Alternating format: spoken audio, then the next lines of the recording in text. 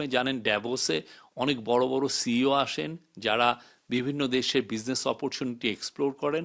তো আজকে DP world, যেটা ওয়ার্ল্ডের one of the largest investor in ports, তার এমডির সাথে, সিইওর সাথে মিটিং আছে।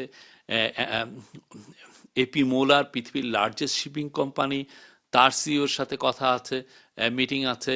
তারপরে মেটার চিফের সাথে মিটিং আছে, অন্যান্য আরও কয়েকটি কোম্পানির চিফের সাথে আছে। মূল ইস্যুটা হচ্ছে যে তাদেরকে ইনভাইট করা, বাংলাদেশে এসে তারা যেন ইনভেস্ট করে। Bangladesh is now ready for business. বাংলাদেশের পলিটিক্যাল স্ট্যাবিলিটি ফিরে আসছে, বাংলাদেশে একটা ডেমোক্রেটিক ট্রানজিশনে এসছে, বাংলাদেশের ল অ্যান্ড অর্ডার সিচুয়েশন এখন পারফেক্ট।